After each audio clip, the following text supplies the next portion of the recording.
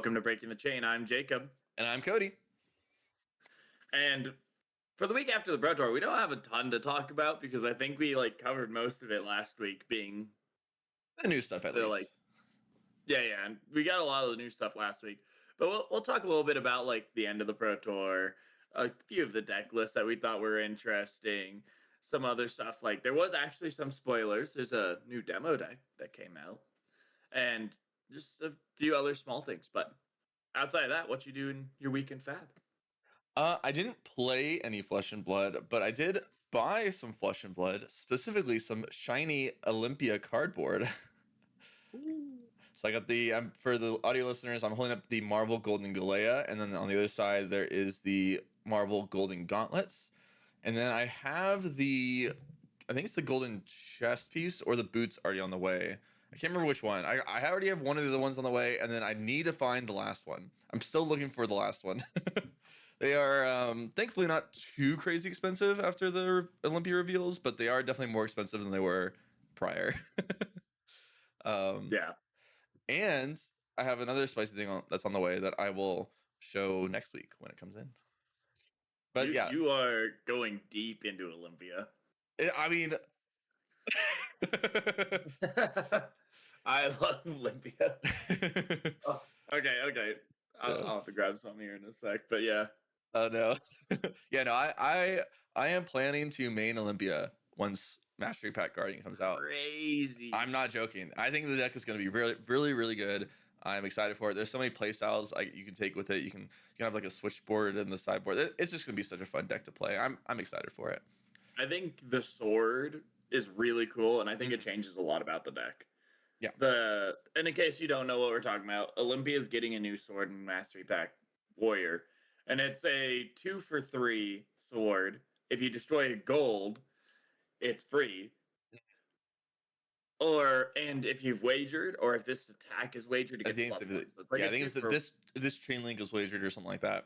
However it's worded. Yeah. But regardless, it's a 2-for-3 weapon, which at its base is fine. And then you can swing it for free if you crack a gold. And if you wager the weapon swing, it gets +1. So then it could be a 0-for-4. And you can wager in reaction speed, which means it's a reaction speed +1. I think that's how it works. Actually, I could be wrong about that. It could be when you attack with this. So don't quote me. Let me hold that up actually. But it's actually super cool, and I like how it turns the deck finally in a more aggressive direction for gold payoff. It just says if this attack has wagered, it gets +1. So I think it's you can wager in reaction. Yeah. Sorry, what did you say before that? Oh yeah, no, I was. Oh no. Anyway. Yes. I was saying that it's cool because it puts them in a more offensive direction, which I think he really needed. Yes. I agree. I think a lot of people are looking at him in this just better fatigue deck, which he will still be a great fatigue deck, a great defensive control deck. But at the same time, I think you can play this deck super aggressive, insanely aggressive, and just have a deck full of wagers and just kill your opponent. And then at the end of near the end of the game, you're just swinging your weapon for free. So you get to block out and still swing, eating a card from hand, if not more. And the Olympia specialization is nuts. As we like to say, it is a Mystic style blue card. It is crazy. It is an insane blue card. I'm so excited for the deck building part of it too. I think there's so much interesting stuff going on in terms of how you want to build your blue base for it. If you want to do a more aggressive versus defensive route, you can have a pretty decent hedge. And I think that's what I'm going to end up going for, is this kind of in between where you can be super aggressive if you want to be, but you can also just pivot to fatigue in the mid game. So anyway, I'm excited for it. That's my week in Flesh and Blood, is buying some Olympia cards. It's so interesting about him too, because his inventory is going to be filled with armor. That's what's so weird. Yeah. I think, you know what? Why isn't anybody talking about this? His inventory is just going to be entirely armor. Maybe not entirely. And that's armor. Why is nobody talking about this? But I wonder if how much inventory space do you actually get? Because you have to have at least 2 sets of armor to actually make use of his, like, specialization Yeah, it's to like destroy all the gold and put in armor. visit So you have a the 60 card deck, and then you have like 15, or like you have 8 pieces of armor, and then you have to have null rune, which you're a bluer heavy warrior, so you're probably going to go up to null rune 3. So that's 8 plus 3, 11. You have 71 cards. You have actually 9 cards in your switchboard that you well, can put room in. a couple things on that. A couple things on that. Mhm. One, I'm gonna start with Visit the Golden Anvil, which is the card we're referencing, by the way. It's the Olympus specialization. Blue, 0 Yeah. cost, 3 block, warrior action. As an additional cost to play this, destroy X gold you control, equip X weapons and or equipment from your inventory. So you can basically refresh your equipment or overwrite your equipment, right? Yeah. To start, I think Olympia's getting a bit contested in what you want to spend gold on. I don't even know if this is going to be the route to take him. I think it won't be, personally. It is very interesting I equipment, could right? Because you agree can with that. use the equipment that came in Super Slam, the golden suites, because they count as gold. So I think you can destroy them. Double checking. Yeah, you can destroy them. Pretty sure you can destroy them for the weapon swing. Because it doesn't say Um, gold token, it just says destroy a gold, and those equipment yeah, say okay. this counts as gold. That's what I was checking for if it said gold token. Yeah, it just says destroy a gold. So you can destroy them and then re-equip with the golden anvil, visit golden anvil. But anyway, um, I still don't. I'm not sure that's the way you're gonna take it, but that is it is an option for the deck. But and then what we're talking about next. Oh, for AB3, there's nothing that we're gonna want at AB3 in the meta. We're getting a wizard next set. Yeah, And we're getting a wizard that says illusionist on it. So we're getting an illusionist next set too. that's true. But I mean, the illusionist is likely only pinging for 1, maybe 2 at a time. And then The with weapon this, says 2, and it has a bunch of amp keywords. yeah, but like it's not an on hit. That is true. That's true. It's um, just damage. it is just damage, and so like maybe 2 probably into Ziggy, and then into Cilio, it's probably the same route. You're not amping as much at least as far as we can That's tell. fair.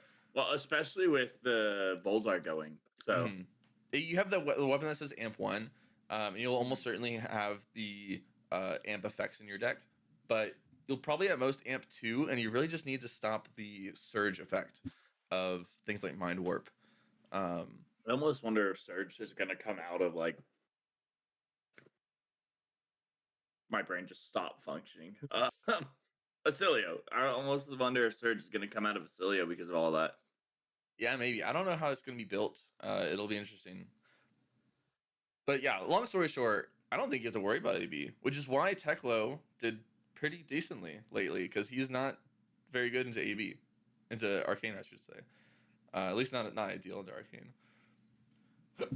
But yeah, so long story short, I'm so excited about Olympia, as you can all see. How about your week in Flesh and Blood? So I finally made it back to an army. My life has calmed back down for a moment. I feel really bad because I did on one of the videos say like, "Oh, I'm gonna play Valda later this week and upload it," and then literally as I said that, I felt like my life got turned upside down for a little bit.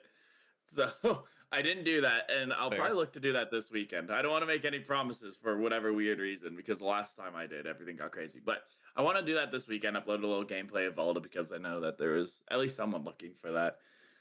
But I made it to an armory, and I played Bravo. The Bravo! Hell yeah! OG Bravo. Oh, Hell it yeah! felt so good. I went 2-1. It was sick. It's so funny to me when people are like, "What does Bravo do?" and pick up the hero card. Who's doing that? Too many people. Oh no! Because no one plays Bravo anymore. No one knows what Bravo actually does. Or like, it's really funny too because everyone thinks it's the same thing as Valda, and I would go like, "I'll activate Bravo and dominate this non-guardian attack," and they're like, "You can't do that." I'm like, "Yeah, you can." It just Makes me says feel cost so 3 or old. greater. Yeah, right? I got called a flesh and blood boomer, so like it was a lot of fun though. And I don't think Bravo's as bad as people give him credit for. I think he's pretty good, but man, Yeah, I miss Bravo so much. yeah, especially in this meta, he's actually in a decent spot. Still Yeah. not that strong, but in a decent spot. Very playable spot, I would say. He's in a very playable spot, but I miss him so much. Like I was so happy to be able to put him together, bring him over to an armory because there's something I've been talking about. It's like I need to play a bunch of different heroes, but like especially for a while there, I was like, but I have to be on the grind. I have to play Valda. I play Valda. I don't play anything else. I played a lot of Valda over the last like Hey, 9 months. I also think it was like and it paid off for you. I mean, it did in the end, which is really cool. But I also think I was just in the mindset of like, I can't put Valda down. Like, even when it was like kind of a lull period, I was like, I just can't put Valda down. And I think being forced into like a little break for a little bit, I was like, oh, okay, like I can play whoever I want. So speaking of which, though, I got the holodeck, which is really cool. Ooh, okay. I was wondering what you were And grabbing. I want to play Warrior really bad with like the new flurry tokens and everything. Because I want to do like I want to play Hala. She seems pretty cool. Like I would love to play her at an armory, but then I also want to play Sharpen Dory. I mean, good luck Where with you, that. I want to try it. I want Yeah, to yeah, try yeah. it. We'll see if it's any good. But like the idea of swinging the sword 3 times sounds pretty cool. So, oh, because of the flurry tokens, yeah, yeah, yeah. Yeah, yeah. I mean, you don't have to play Sharpen Dory to do that because there is just the blue that says create a flurry token. Um, and that actually works pretty well if you don't hit with the first swing, right? But you have go again Mhm. anyway. You can just get to play into that. I didn't But even think anyway, about that, but yeah. But like the I want to do like a switchboard. yeah, yeah, yeah. I think it'll be interesting. I'm curious to see what people cook up for Hala, because she just came out like today or yesterday, Friday, right? Yeah, yesterday. Yeah, yeah, yeah. Which is out now if you guys want it. It's in stores, starting a day ago, and I I think it's very playable out of the box. Personally, I think you could take this to an armory and even potentially win an armory with this deck out of the box. It's like we mentioned, I think last week. There's not a ton of cards that you even want to add to the deck outside of the equipment because most of the cards in the deck are already like made for her, and she doesn't have a ton of cards made for her in Compendium of Wraith. There's like a few that you can run, um, Mm-hmm. but otherwise it's basically 90% of the deck out of the box. Yeah, and I mean, there's like power cards, like you're talking about, like replacing the defense reaction with Sync Blow. You could probably, I think you last week were saying putting like CNC or something like that in there as a finisher. You could probably put Blade Flurry as a reaction, but like I want to step into Warrior a little bit just because like I think Hall is really cool, and man, like Dory's a deck that I played so long ago. It was my first CC deck I ever built. I don't even know if I ever brought it to an armory, but I played it at home before I even went out to armories, and that was such a fun deck. And I don't know the idea. I don't know. I'm going back to the good old days. Like I played Bravo. Now I'm gonna go back to Dory. Like next Boomer. thing you know, you're gonna next thing you're gonna see me on Rhinar and Katsu. Like, Yeah, but that's fun. no, I'm excited. Like it seems so cool, and I don't know. This origin deck is actually really cool. So it's like I'm excited to play it. Yeah, it's cool. I tried playing a bit of Hollow on Talishar before the deck came out. Um, it didn't seem quite there. It almost seems like she was built around the cards that are in Mastery Pack Warrior potentially. Um, but I think she's gonna be a menace. Whenever she has the right tools, the deck's gonna be super strong. It's gonna be super combo-y. The flurry tokens are gonna start flowing, and yeah, it's a cool deck. I think it's actually much more interesting than the hero text or the effect text implies. The other thing I want to do is I want to put Oath of Steel in there. It's my favorite warrior card ever. Remind myself And what that is. I used to I used to play it in Kasai in Blitz when Kasai was good in Blitz. So whenever you attack with a weapon this turn, put a +1 counter on it. But it's not sharpened, so you don't get the go again off of Zenith Blade. Zenith Blade? That's what Yeah. it's called, right? Yeah. See, the thing I want to do is like I want to do Twinning Blade, like do some go again. Like it's gonna be terrible, but the opportunity is there. There's a very interesting pitch deck you can set up, that's for sure. Like Yeah, this yeah, plus yeah. Twinning And then Blade it plus turns the new into like red. Yeah. turns into a 0 for 6 if I have Twinning Blade in there. If everything goes perfectly. 1, 2, 3, 6. Yeah, if you swing 3 times, yeah, 0 for 6. That's pretty good. 0 for 6 is nice. That's the dream. We'll see Yeah. if it ever works, but that's the dream. It is one of my it's my favorite warrior card. So It is a cool card. Hasn't really had its time to shine, but it is a very cool card. I think it was underplayed in Kasai because like I would just put it in Arsenal, that or Blood on Our Hands, and wait until I drew the uh, Oath of Steel, and then when you do the big combo where you swing your swords 4 times, like Oath of Steel. That's a 0 for 6, right? 1, 2, 1, yeah, 6. Why is it 6? 1, 3. 2, 1, 3, and then you have the other weapon. It's That's because 1, you 3. So yeah, switch weapons. Yeah, so 0 for 6. Yeah. So yeah, it would be a 0 for 6 in Kasai, and that was cool. That was fun. I liked that a lot. That's cool. All right. We want to finish up the PT Yokohama review. Because last week we recorded it on Saturday, so we didn't have the top 8 finished yet. We knew who the top 8 was, but we didn't have the top 8 run. And so, as a reminder, the top 8 was 3 Asilios, 3 Asilios, 2 Marios, a Victor, a Reinar, and a Teklovasan. Unfortunately, Eugene C lost in semis to Yuki Lee Bender on Acilio, and the finals was Evan Herndon on Acilio versus Yuki Lee Bender on Acilio, and Evan Herndon took it down. So congrats to Evan. As a quick side note, this is interesting. So one of my testing team partners, he helped Evan with the Acilio deck actually. And so if you notice a bit of a difference, if you look at the deck list for Acilio for all the top 3 decks, Hamilton and Yuki Lee Bender, I think Hamilton said in an interview actually in during the PT that he and Yuki worked together on the Acilio deck, and you could see that it was a bit more defensive in a way.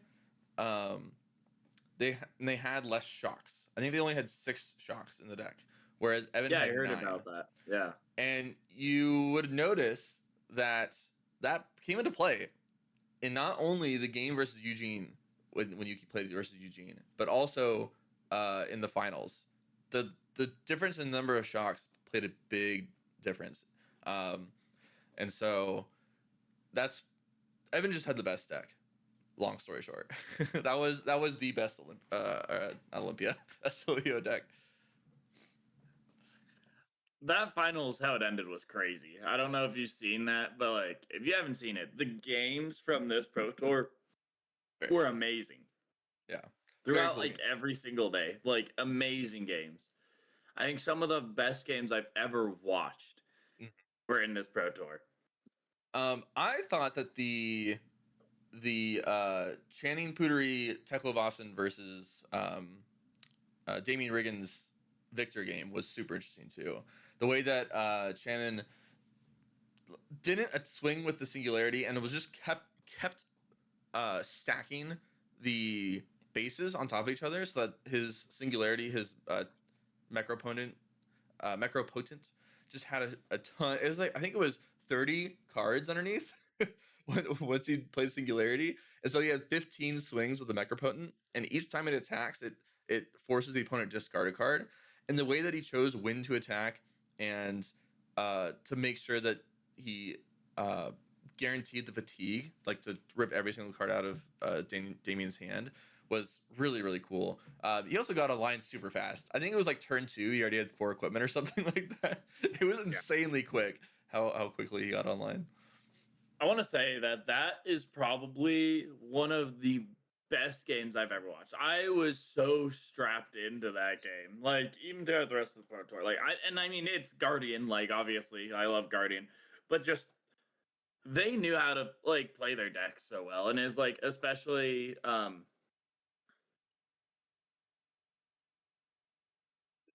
do you say his name? The tech, at least the Tekla player. It was like a I master class watching I that think game. it's Shannon. It could be Shannon because Okay, it's can't tell what that flag see is. I'm a terrible American. it. Don't know. I don't know. Don't know different I'm flags. normally actually pretty okay with flags, but it's It's not the French. no, it's no French is way different. Yeah, I'm pretty sure that's like Indonesian maybe. So it's either because that's like Shannon or Shannon, but Chanon. But anyway, But anyways, yeah, that game was probably like that is like going in like the history books of one of the best games I've ever watched. Like it was a cool game. it was amazing. I don't know, like I remember one of my favorite games ever was Michael Fang against I don't even remember who it was, but it was in top 8 of a pro tour, the one that Michael Fang won. And it was that like 2-hour Dromai versus Oldhim game. Yeah. That was a crazy game. That's probably one of my favorite, if not my favorite game ever.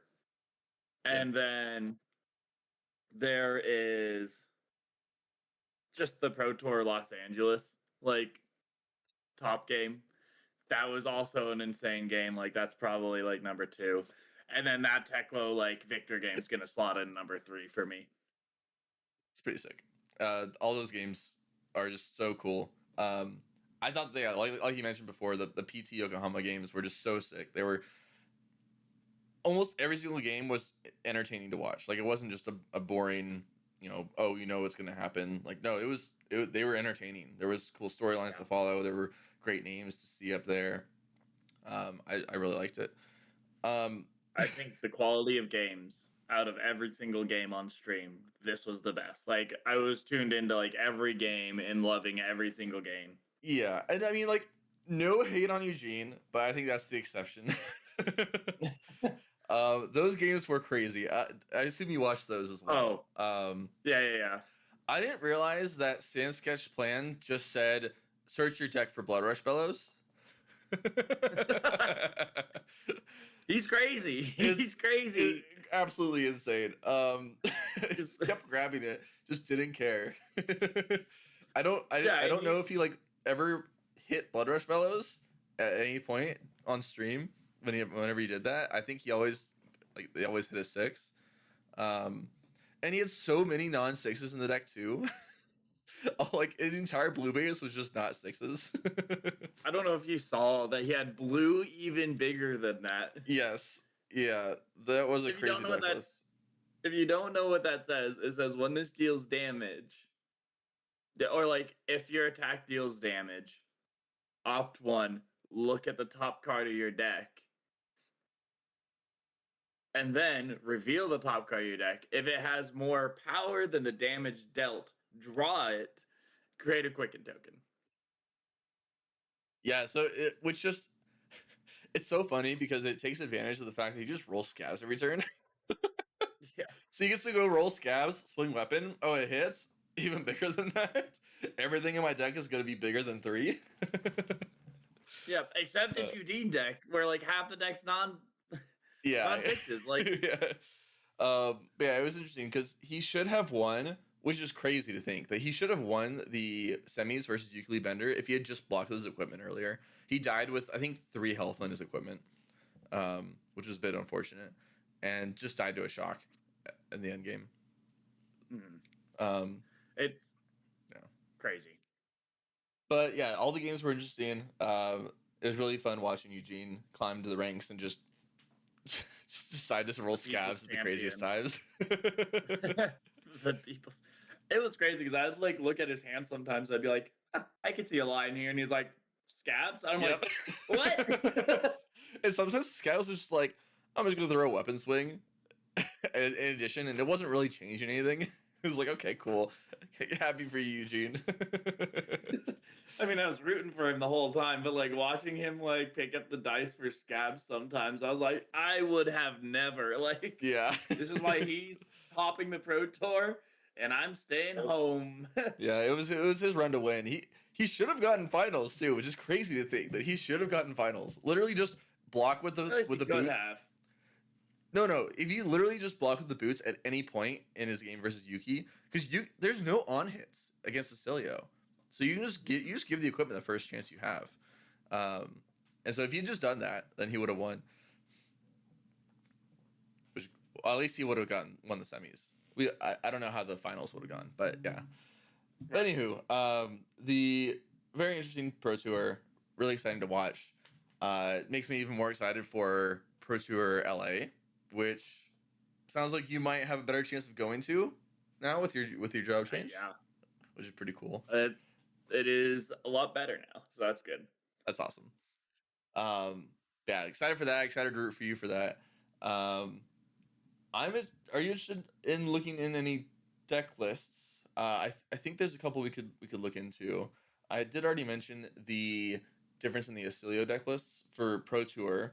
I know that there's a. Oh, actually, yeah. Okay, let's do deck lists for the Pro Tour, and then we can talk about the calling results, the Showdown results, and look at deck lists there. Does that sound good? Okay. So first, I want to talk about Eugene's deck list. I think that's a fun one to talk about first. So, Eugene was not on Ravenous Medax. Like you would think most Reinars would go post Savage Claw ban. Instead, he was dual wielding one-handed weapons, one of which was Ball Breaker, and the other one which is Savage Claw. And this is because Eugene just knows he's going to roll sixes on his scabs, and he doesn't want to waste action points. He wants to have two weapons to swing. But no, I mean it kind of makes sense because Ball Breaker gets +1 if you've discarded a card with 6 or more, and Savage Claw gets +1 if a 6 or more power card was pitched to attack with it. So you can effectively guarantee a 2-for-4 weapon to end the turn with, and there's a good handful of Gogan cards in the deck, right? There's Pulping, there's Wild Ride, there's Buck Wilds. I'm just now noticing there's only one red Buck Wild in the deck, which is interesting. Which I think that is really interesting. It does make sense. So the most interesting part about the deck to me is the blue base. There are, let's see how many blues there are. There are 2, 5, 8, 9, 10, 11, 12, 15, 18, 21. There are 24 blues, and 6 of them are 6s. Only 6 of them. Which I mean, Reinar can only have 6 blue 6s. Is that true? That might be true. That's all the blue 6s they've ever given Reinar. Okay, but regardless, 15 blues, which are non-6s. A quarter of the deck is in the blue base alone, is not a 6. And then he has Riches of Trouble Donnie. He has the 3 Blood Rush Bellows. He has even bigger than that. Yeah, well, that's one of the blues. But yeah, so then he has 3, 4. Yeah, so that's 19 misses in the deck. 19 non-6s. That's a third. I guess almost that's a third not as bad as I thought it was. It's still almost a third of the deck is not 6s. That's crazy. That's true. That's a lot. So he has a lot of misses in the deck. He runs 2 Reckless Swings. He runs 2 gems, Ivaphidia and Riches of Trouble Donnie. He runs an even bigger than that. 3 Ripple Aways, which actually turned out pretty good. I think the Ripple Aways were really good for him. I was super surprised with how good Ripple Away looked this weekend. There's like a lot of times, like there was a Vinsec game where I saw like the opponent Ripple Away at the beginning of the turn because all the Warriors trigger at like start of action phase, like Guardian. Yep. I played it. I was like, oh wow, that's really good. Yeah, there was a good handful of times that it shined for sure. What else is interesting? The aggressive pounces are pretty cool. For those of you who don't know, he ran the red ones, and I mean he is running Monstrous Veil. Oh yeah, Monstrous Veil. The helmet that just says Battle Worn 1. Draw this. Eugene Or was like, action, destroy this, draw a card, then discard a random card. That's all it says. Eugene just said, I'm not losing to fatigue. I will intimidate Yeah. their entire hand. um, what else? Oh, he also has Skull Crushers. Yeah, Skull Crushers. That's the whenever you roll a 5 or 6 on a die, your brute attacks get +1 this turn, and whenever you roll a 1 on a die, destroy Skull Crushers, and it's the arms. This guy just knew he was rolling 6s. I've never actually seen Skull Crushers in like a calling. Yeah. Nonetheless, the Pro Tour. And he ran it a lot. Yeah, he did. He's running to a Cilio. I'm pretty sure he's running to a Cilio, right? Am I crazy? Pretty sure he ran it. I don't remember, but I remember seeing it like in a few matches. I'm like, what is he on? Like this, he always has the sauce. Like you look at his list every single time he comes out, and it's like just the craziest thing. Like even bigger than that, Skull Crushers, Monstrous Veil. What is this guy on? I think one of my favorite plays from him was Arsaline Blue Agile Windup and then attacking with it against Victor at one point. Yeah, I didn't see that. But yeah, very interesting deck. I don't agree with it. is the short way I'll put it. I don't agree with the list. I think the blue base is kind of crazy. I cannot agree with it, but he's right. Like he made it. You can't. He's right.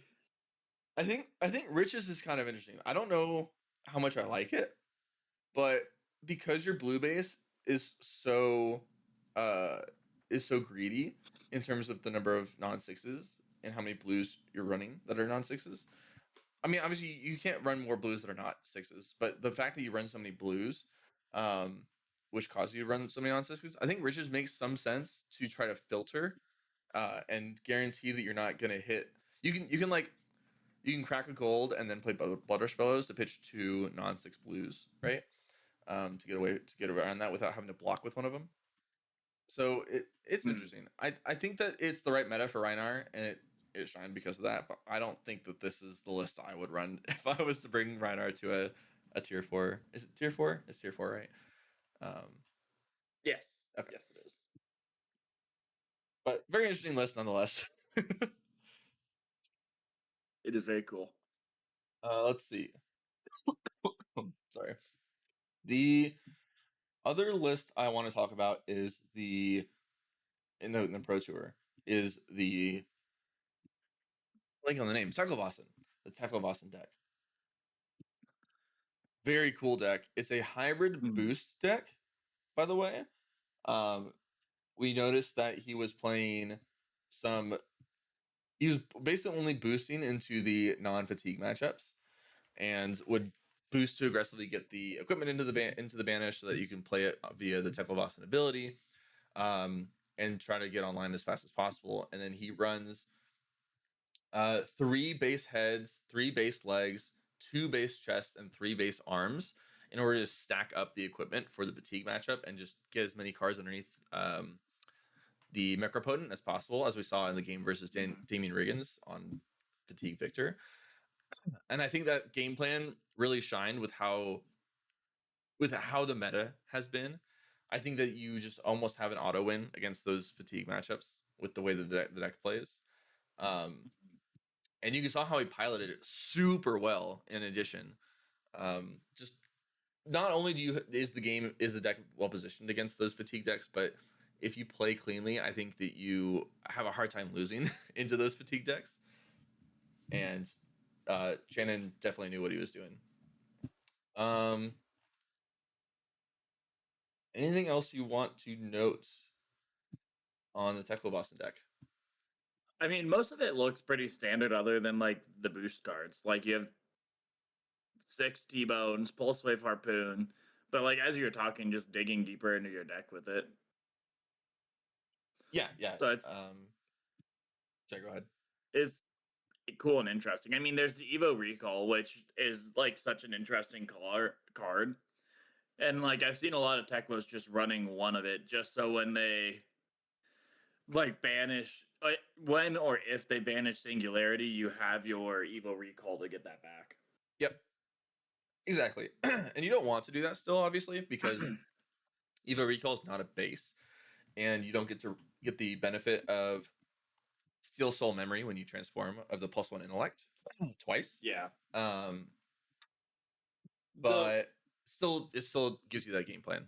Yeah. And I mean, when you're comboing off in a fatigue matchup, like, oh no, I boosted once, I hit singularity. Like, doesn't matter that I have 5 intellect one turn. Not really. Like, I have another card in my helm slot, so I can, or like, I have another card I can Yeah, spend to attack like that's not how you're losing. at the bare That's not how you're minimum. winning the game. Is by having the extra intellect. That's fair. But yeah, I'm like, it's just an interesting piece. Yeah, yeah, I agree. I don't think there's any of the lists that I necessarily because I already mentioned or talked about the Iyslander lists. Any of the other lists for the Pro Tour that you want to talk about? I didn't notice anything crazy out of any of the other lists, but I haven't deep dived into a lot of these lists. So then we'll move on to the calling. So the calling was won by Nova Chan on Marionette. We also had who beat Guilherme Coutinho on Reinar in second place. So Reinar did well in the calling too. If you want to look at a more standard Rhinar list, this is a more standard Rhinar list. Yes. Where it has a lot more yellows, a lot less blues. I mean, the blues are sixes, except for like a Reckless Swing, a Tear Limb from Limb, and Sand Sketch Plans. It's just much more six base, and then like you don't care if it's brewed or not a lot of the time, so it has some CNCs and Amnesia, which Eugene C did not have. So that's a much more standard list if you wanted to look at that. Yeah, this list is I like this list a lot, by the way.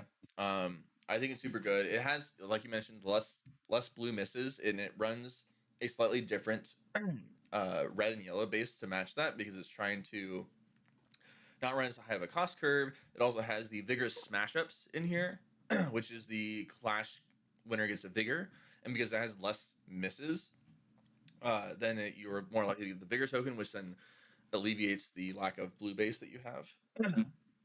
Very cool It list. looks I much like it a more lot. mid range. I don't know if I'd say that. It's very aggressive because you still have a lot of misses, right? Yeah, You have a lot of zero blocks.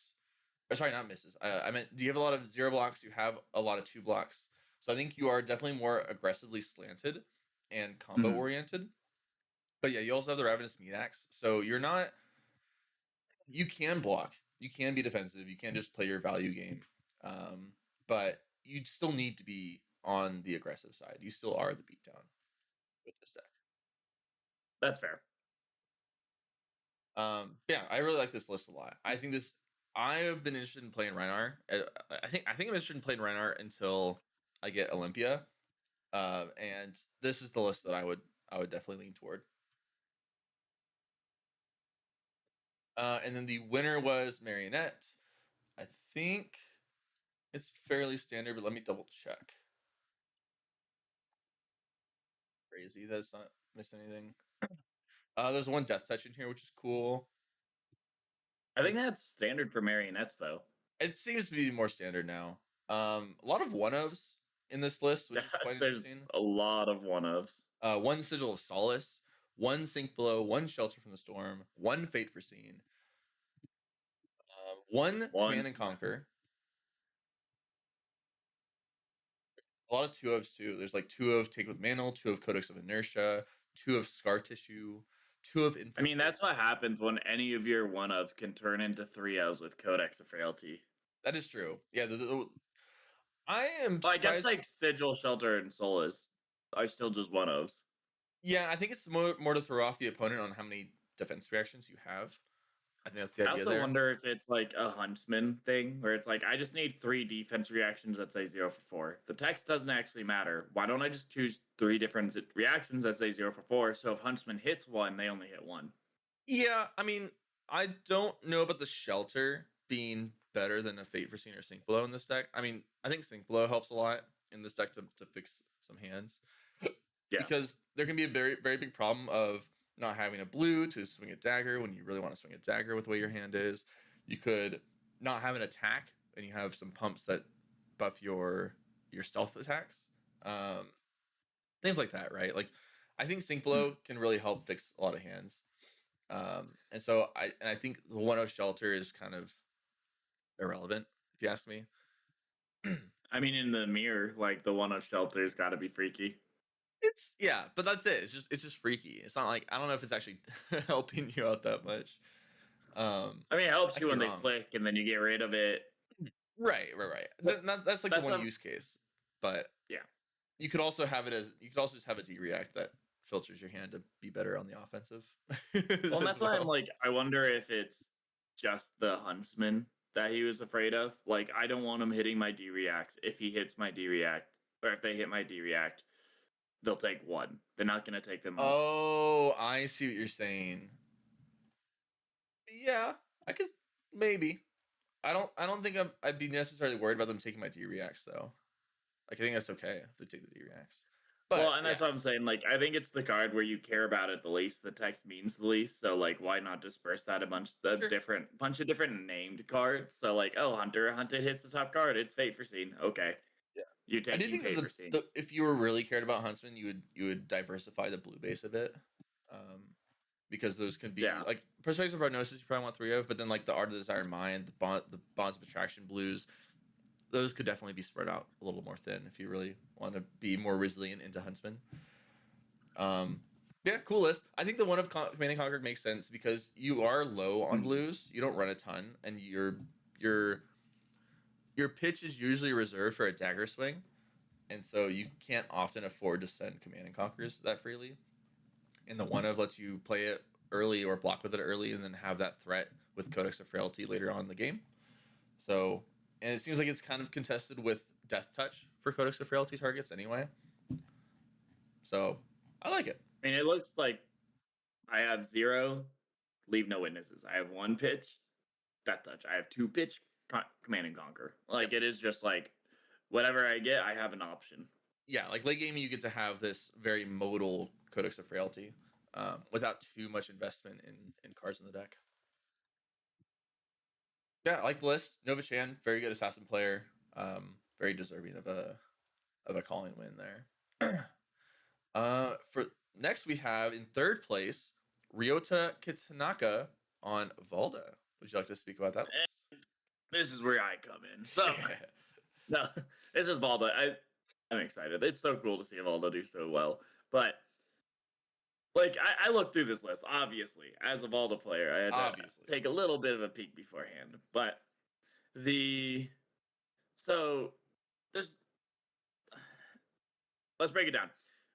Weird cards. There's Gauntlets of Iron Will, which I thought was really interesting. It turns you to more of a defensive standpoint. They don't even have the Iron Fist Revelation in the list, which is something that like I've been exclusively running, which kind of makes sense because the worst matchup that Valda has that actually is good is going to be Marionette. And this will help you against Marionette, being able to prevent more damage, being able to turn them a little more defensive instead of being more aggressive. And I think that is like huge tech for Marionette and why you can see so much success in the calling with Valda. And I think that's the hardest part about Valda right now. I think she's a great deck, but just can't beat Marionette consistently. And I think the Gauntlets of Iron will help that a lot. Then you have Civic's Peak, which actually I think is a super good card, and it's something that's come in and out of my list consistently. But that one's a super cool card. I love that card. It's a Valda spec. It doesn't say it on there, but it is a Valda spec. I mean, it's interesting in this meta too, right? Because there's a lot of fatigue, and those decks will often you can just block for 2 with the Civic Peak and get your Yeah, third Seismic Surge with. Um, yeah. so it makes sense in this meta, right? Because if it wasn't as defensive of a meta, you probably wouldn't run this. Am I right? I mean, into super aggressive metas, it's a little tough to run, and that's probably why you have like Balance of Justice in the list. Because But like, I the guess what I'm trying to ask is like, what matchups do you want to run this into? oh yeah, like Guardian Mirrors, like more defensive decks, slower decks that can't use their entire hand. It's really good into, and that's where it's. The other thing is it's really good in those slower matchups when you finally draw that all red hand because you're gonna hit it, and it's like, oh, I drew my all red hand. Well, at least I can pay for it now because I blocked with my helmet, which is like super weird. But like, so Civic's Peak is such a cool helmet for Valda. Then you have Balance of Justice, which I think has been a lot more popular in Valda recently. It's not something I enjoy, but it is something that like I don't know if you know the tech, but the idea is you hit with your put them in their place. They discard their hand. They draw 4 cards, draw 3 cards. Then you pop Balance of Justice on your turn and draw another card. Most of the time, it's just arsenaling a card, which I don't know. I'm so scared of drawing an extra blue all the time. Like, oh, I already have Leyline out, and I just drew Imposing Visage. My helmet equated to 2 value. I have Civic's Peak. I could have had that, but no, I chose Balance of Justice. I have Crown of Providence. This guy doesn't. But you could have Crown of Providence, and no. Yeah. So I'm not as big a fan on it, but it's a tech that a lot of Aldos are playing. And I mean, if you hit a red off that, you're going insane. So no, that's really cool. Miller's Grindstone is really interesting because this looks like a more fatigue-esque Volda because you have Iron or Gauntlets of Iron Will, you have Miller's Grindstone, and we'll go into a couple more top cards in the deck. But I think this is what allows it to be, like beat Gravy in a lot of ways. Is you're turning into a fatigue deck. This can hit allies without triggering the mill effect or even losing the hammer. So it's like I think that's pretty important. You have 2 AB, which is 3 Yeah, AB, 3 which AB, is yeah. pretty standard. Aftershock Red, that's more of a value card. I don't have it in my list because I don't want my Valda deck to be value oriented. But again, I think that helps with the Gravy matchup. Just 1 blue and an 8, and you can take care of anything. And because he's going to give you at least a surge a turn. Yeah, that's actually kind of I actually like the Aftershock, like you mentioned. So it's a whaler killer for one. It lets you keep the momentum rolling against the decks that you really want to be more aggressive against. It can help keep your dominate up against the fatigue decks, like the fatigue victors. I think it makes a lot of sense in this meta. Yeah, I am not as big a fan of Aftershock Red. I like it in the smaller formats, but I don't like it in my CC deck as much. But that's more of a me thing than it is anything else. I think most Valdos are on it. Looking through, there's 3 Midas Touch, which is a lot more than I like. I run 2. If I run 2, when I run 2, It does feel like they really wanted to be teched for Gravy with this list. yeah. The 3 Aftershocks, the 3 And Midas Touches, Miller's and Balance of Justice. the cool thing about Balda is you don't care as much as other heroes when you give Gravy all that gold. So like, oh no, he got all that gold from Chum. Yeah. Like, okay, draw. Go ahead, draw. I Have dare fun. you. So it's like I think this deck is very much tech to beat Gravy and Mario, which are your 2 worst matchups at the moment. So I think that's something where it's really interesting. I feel like it sacrifices a lot in the other matchups, but this player obviously found a way to still win those matchups and tech for these other heroes. So it's better than I've ever done with Valda, getting top 3 in a calling, which is crazy. So, but and then there's 3 remembrances, which is obviously a very fatigue take. So this allows you to go into a matchup, cycle cards back that you need, get more Midas Touch back if you played them all, whatever you need. So this seems like a very fatigue-esque list. And then going through Imposing Visage, I've seen some Valdas go off it. I've gone off it, but I see it's still there. And some Valdas, obviously, this Valda makes sense if you're trying to get Leyline out like early as possible. Like my mission is to get Leyline out, then I can play the game. And especially with Aftershock Red, it makes a lot more sense because that's going to help you keep that generation. I mean, it just feels super important against the fatigue decks, right? To get Leyline out as early as possible. I found that it's not that important. You don't think it is? But Okay. that's also like I mean it's better. Like if I get it out immediately against a fatigue deck, obviously I'm doing better. But the problem I struggle with is like I've taken momentum. I have everything I need. I drew Imposing Visage. This is a blue card. That's all it is. It has no text. I mean, that's not bad for you, right? It's not bad, but it's like I would rather have another blue card that has text. Is my thing. Sure. But that's more of a me thing. But I think the craziest thing is Surface Shaking is in the list, which is a blue 3 cost 3 block. Guardian action aura. Go again. Whenever this enters the arena, create 3 seismic surge. At the beginning of your action phase, destroy this. Then you may put up to X cards from your hand on the bottom of your deck, where X is the number of seismic surge tokens you control. Draw cards equal to the number of cards you put on the bottom this way. It's I've tested it a lot. It's interesting to see that there. It's just create 3 seismic surge, go again. Like, you never actually use the bottom text because just drawing random cards is pretty tough. It's a pitch stack card, which is cool, but Yeah, it seems like another anti-fatigue tool where you just want to guarantee dominate, and you want to guarantee you have a good attack to dominate. yeah, and it's super weird because you can pitch stack quite a bit of ways. So you can have like put them in their place like 4 cards below that card, and you can cycle and get the put them in your place that turn.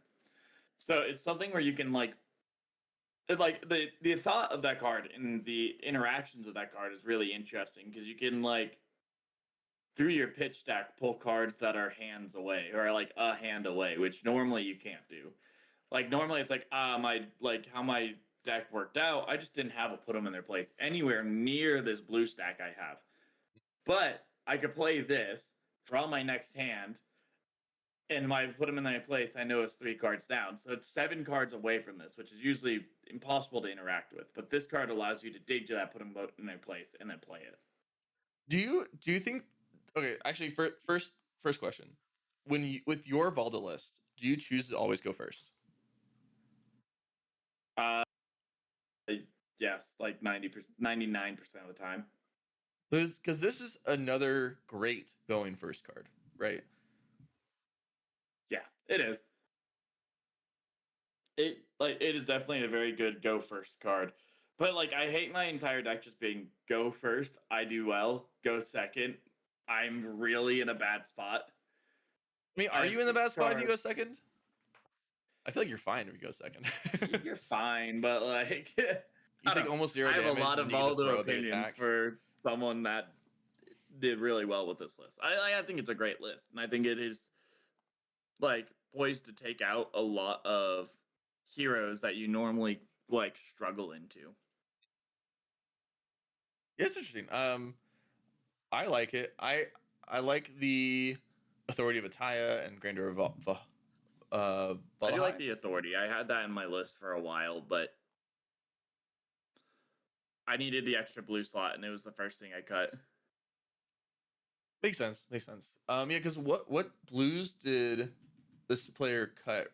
Did Ryota cut that you run that you think are mistakes? Maybe Here, one sec. Let me pull up my list because I'm curious because about there's that. Because actually some things that I think are more developed than my list. Like having 3 overcrowded is something that I have done after my PQ win, but looking through it, yeah, that was actually one thing about the blue base. There's 0 warmongers here, which I think really makes sense for a tier 4 event. You're not going to be expecting too many event sets. Whereas for yeah, your pro quest, there and were that was the definitely. one card I think was just a wrong choice. Like, Do you think you don't even want it in event set? Is that why you say that? I just don't think I have the room to play it as much as I thought I would. Like, I'm sure it'll come up and it's better that I have it in the Vinset, but it just really isn't that good of a card. So it's something that isn't going to make it in my list next time. So it's like the overcrowded, I think, is really good. Yeah. And I mean, the blues that I have that this player doesn't, that I think are relevant, is like there's no Terra Sunder in that Valda list. Terra Sunder is so expensive though. It is very expensive. There's no, and for running Aftershock Red, there's no Aftershock Blue. But I mean, again, you're running the Miller's Grindstone as a hammer, so you need more big attacks. You need your blue base to be more attack focused than mine is. Where mine, like, I am on Shield Beater. Like, that's the hammer that I have. I have Titan's Fist in the sideboard for situations. But, Yeah. like, that's the hammer I mostly run, so I'm okay putting in a lot of those, like Terra Sunder. I also think I have more blues just in general. Yeah, actually, so that is a big point, isn't it? Is that since they're on Millers instead of Titans, they're allowed to run less 3 costs. No, cost they blues. actually have one more than me. They have one more 3 cost than you? No, one more blue. Sorry. Oh, okay. Are you on Grandeur of Valahai? Oh yes, definitely. Okay. That's I an figured. amazing I card. figured. What about the D reacts? Are you on 3 shelter, 3 sink below? Yep. Okay, so Yeah, that otherwise one's it's I kind of think a given. standard. Yeah. Yeah, I mean that like I think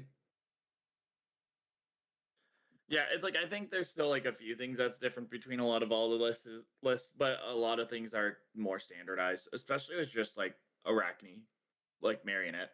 Yeah. Makes sense. You need you need 6 defense reactions if not more. But I mean they have a more defensive outlook which lets them fatigue a bit better where I don't have that fatigue option as much.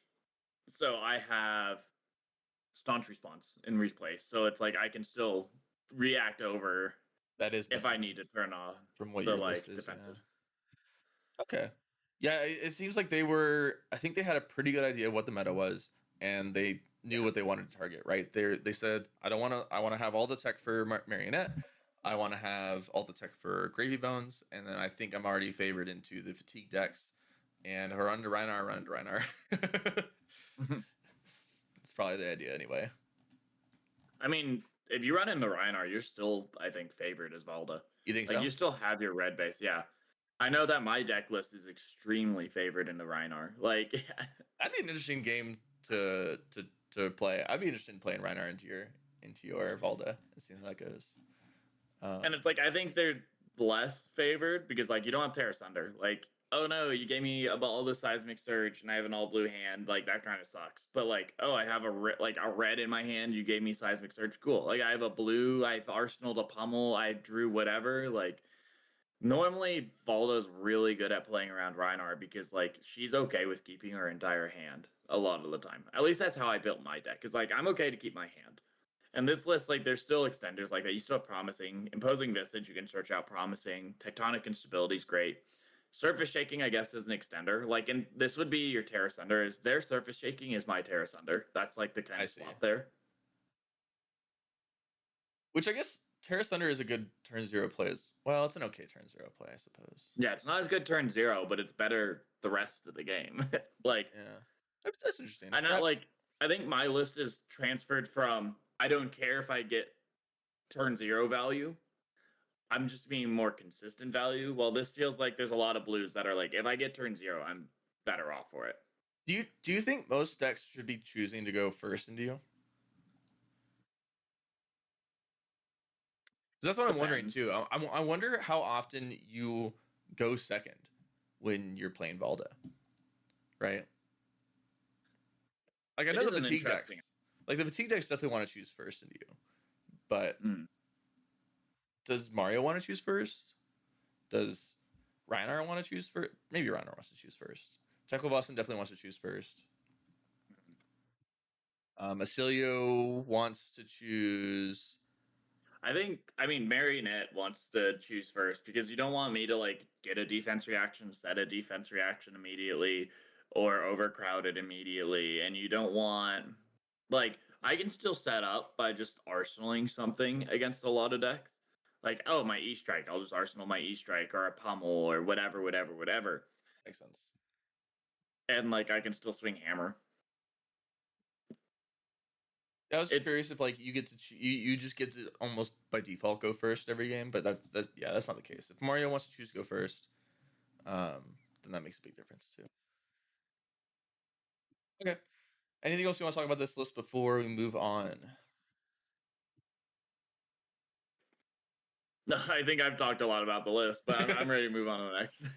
I don't think there's anything else in the calling that I necessarily think is worth covering. Let me know if you want to cover anything before we move on to the showdown. But the showdown is pretty interesting. So Michael Jasker took it down on Kano in the finals against Guy Cohen on Iyslander, a Wizards final for the Silver Age Showdown. Then third place was Brody Spurlock on Valda, and Kenny Tran on Valda.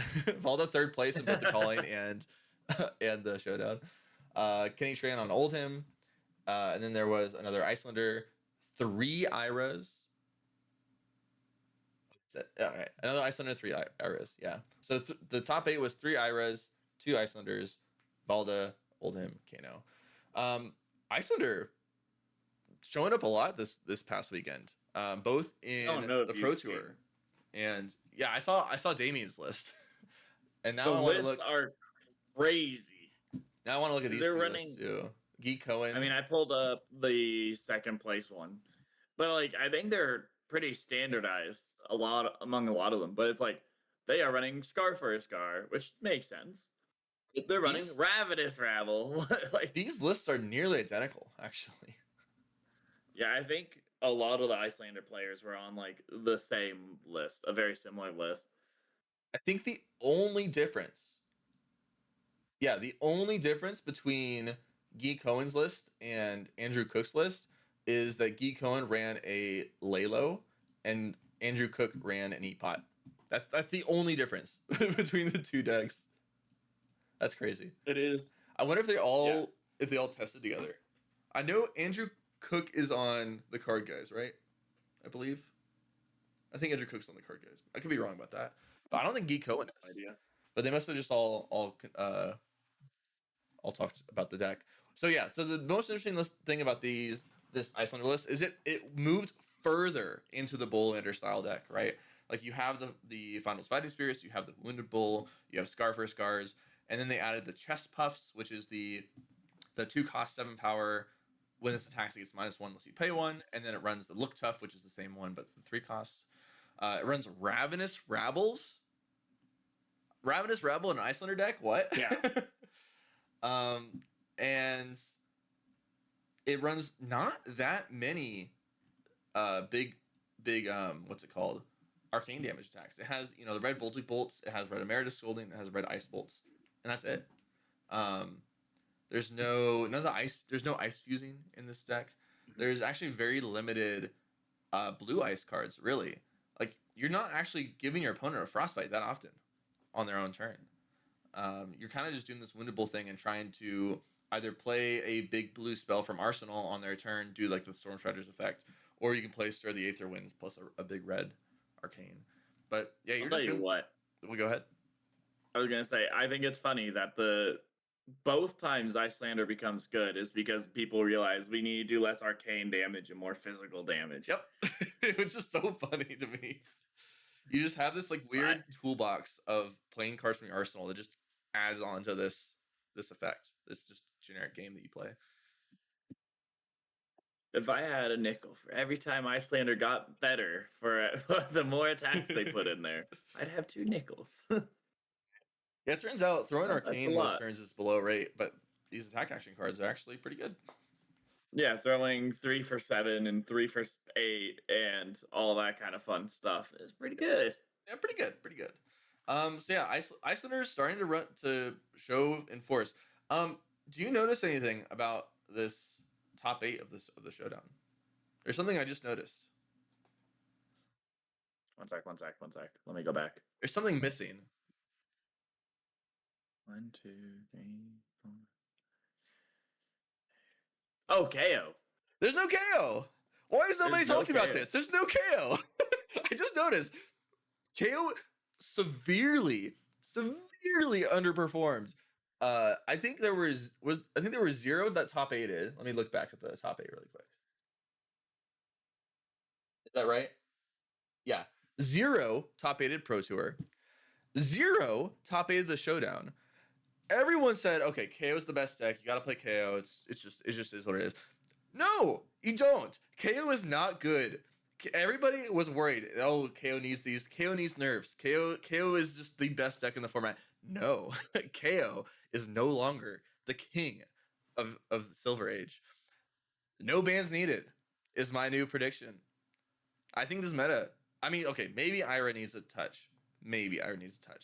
But if we look back at the, let me go back to the breakdown of Pro Tour Yokohama. Oh, wrong one. Wait. Oh, I noticed you made a new one. That's funny. You made an episode 64, Doc. Yeah, oh yeah, I didn't realize that you had already made this episode, so I went to actually put in 63. Yeah, And then I started typing in it, and then I noticed you made a new one. I'm like, I'll just delete Oh. that and name it 64. That's next I week's see, I talk. see. Yeah, so let's try to grab the last one to see the stage metagame for the Pro Tour. There were twice as many IRAs as KOs. Twice as many. It was 131 IRAs and 66 KOs. I don't have the breakdown for the Showdown, unfortunately. I wish I did off the top of my head, not off the top of my head, but just in general. I don't know if it was posted anywhere. It probably exists somewhere.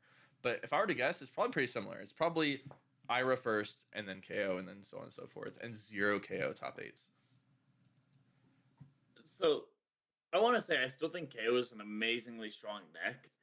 I just think that people have found a way to target it, and they found a way to beat it. Yeah. Like, I think Ira consistently beats it. Valda just dumpsters it. You've got.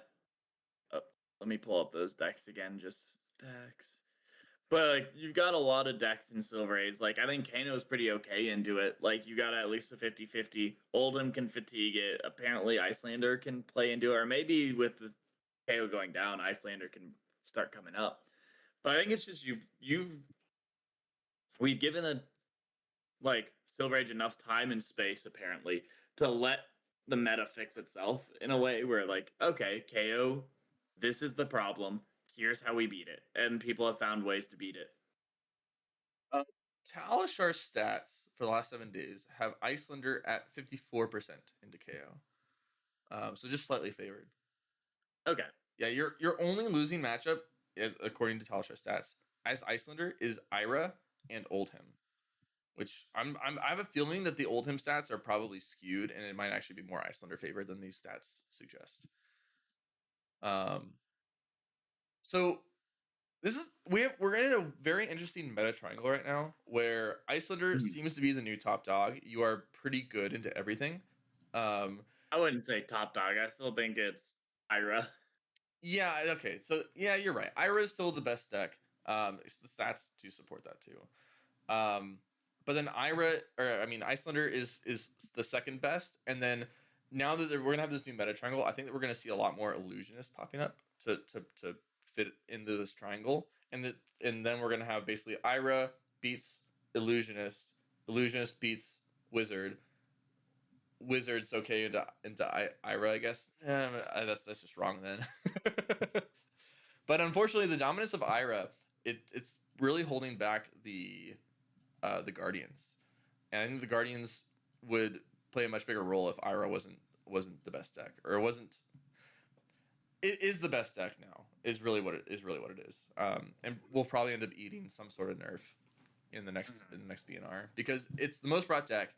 It put 3 copies into top 8. It didn't win the Showdown. I think that the Wizards really showed up and took and showed their strength into the Iras, despite it not being necessarily favored to the Wizards. But yeah, I think that we have a very interesting, and I said this before. I think I said this in the podcast 2 weeks ago, which is that the Silver Age metagame is constantly evolving. Like KO was the best deck. Emphasis on was, right? It's no longer the best deck anymore. We have the stats and the results to prove that. And I think I love Silver Age. It's such a cool format. There's so much diversity going on. I love that we got to see this dark horse deck that nobody was expecting. This extra Bullander. I feel like it needs a new name. This style of Iyslander, because like Bullander, I feel like doesn't do it justice. Rabble Iyslander maybe. We need to figure out a name for this deck. Ooh, Roughlander, because it's Ravenous Rabble and they have chest puff and look tough. Rough. I mean, I want to we'll start. I want to people- start a name. I want to start. I'll ask Damien because I think Damien was probably the cook for this deck. I'll ping him. I'm See curious what to get his he- name. He came up with the great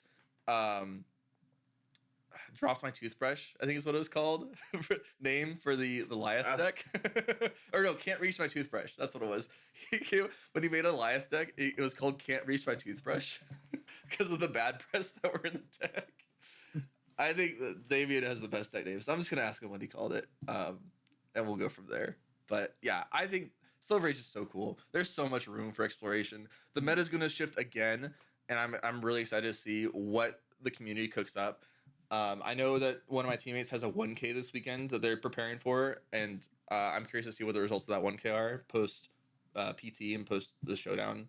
I expect a lot more Icelanders now that this deck has started popping up, and the meta to revolve around that.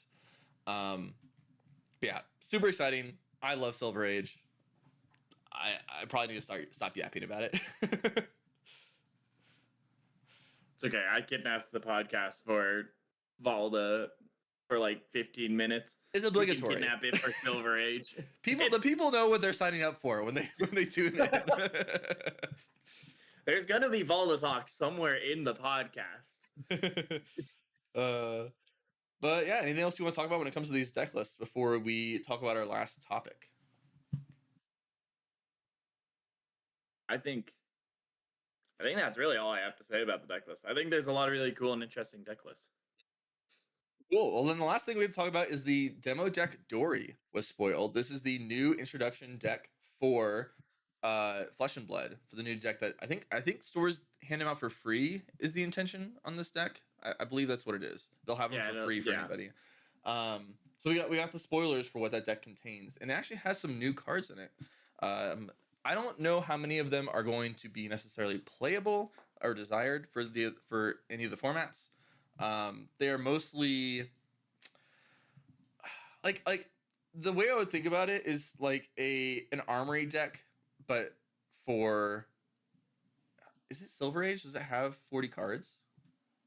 And are they all common or less? I think the demo decks are usually like 30 cards. I think they're not even a full deck. Yeah.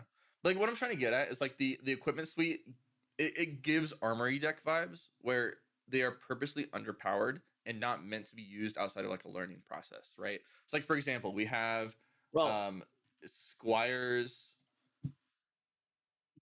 Bracers, which is the arms. When your sword attack hits, you may destroy this. If you do, the sword's next attack this turn gets +2.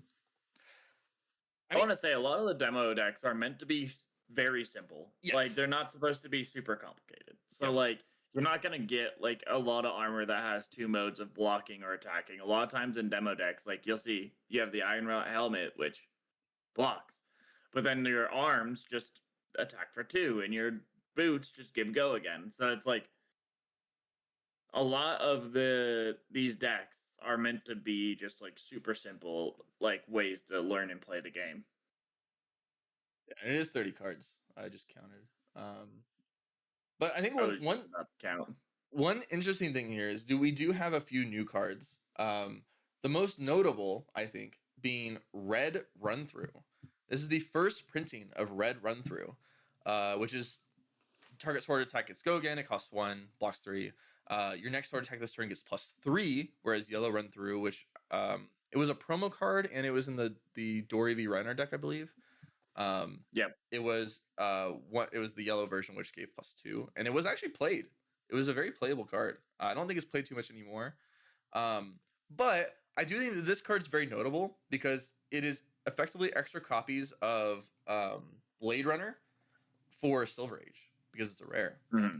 And so it is actually a very good card for Silver Age Warriors. So another card that I think is cool is Shove Off, which is choose a non-equipment card defending a sword attack you control, return it to its owner hand. Sorry. And reaction step is pretty cool. Like that is a 1 for 3 reaction in most scenarios. That is true. That is also a very strong card for Silver Age. I don't know how much it's like a mini route, but it's blue and it blocks 3. It's blue. So it's a very solid blue card. It might make it into lists just generally because you can get down to late life where someone blocks exactly and you just kill by 3. Yeah. This is a very good second cycle card. Yes. And so, like, I think there's some cool cards in here. I think a lot of these cards are very obviously going to be reprinted in Mastery Pack Warrior. Because I would assume this comes out in Mastery Pack Warrior. Yeah, I don't know how much I agree with LSS putting new playable cards in here because this is meant for new players, and current players are going to want to pick this up. Well, right? What I'm saying though is like I think it's not coming out until Mastery Pack Warrior because that's where Bravo came out, and I think these cards are going to be in Mastery Pack Warrior. So there's no point for someone to pick this up because you're just going to have these cards if you buy into Mastery Pack Warrior. You're right. You're right. Sorry, I'm seeing the ad now. It says in stores August 7th. So okay, so that's good because then the new players won't feel the need to pick this up. I wonder why they spoiled it so much earlier. Then that's kind of interesting. Yeah, I don't know, but it is interesting. We have what can I do math? 4 months, almost 4 months until this is out. That's a super early reveal. But anyway, I guess you can like print this out and play with people if you really want to. They gave the entire deck list. You know what the deck is. If you wanted to, you could proxy it, have new players try it that way. I don't think it's the intention, but you could do that. Yeah, I mean, there's like a print to play list that I'm actually looking at. That's literally what I was looking at too. It's literally a print and play demo deck. So I mean, feel free to print some of these out and provide them to stores for new players. I think that'd be a really cool thing to do. And I guess this is just a little teaser at what's to come in Mastery Pack Warrior. Yeah. Anything else you want to cover before we tie up this episode? No, I'm all good. Okay. Well, then I'll leave everybody with first, if you don't mind, like and subscribe. It helps us out a ton. And I'll leave you all with a question that you can respond in the comments below, whether on YouTube or Spotify. What is your favorite deck list from the Pro Tour Yokohama weekend? It could be any of the 3 events. And why is it your favorite deck list? What do you think there was something spicy in there that we maybe didn't cover that you liked? Let us know. And with that, I'm Cody. I'm Jacob. And thanks for watching and listening.